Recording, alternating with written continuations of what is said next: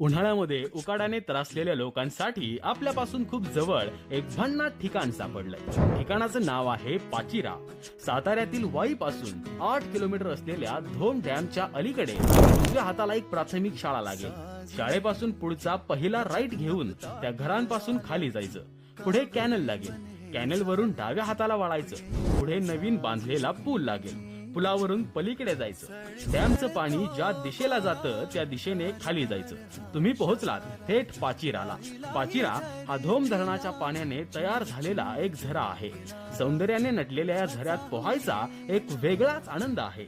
सध्या हे ठिकाण जास्ती लोकांना माहित नाही, सो ही रील तुमच्या मित्रांना लगेच शेअर करा. नभात नभ दाटून आले कावरे मन हे झाले तू येना साजणी साजणी चिळतो माझा हा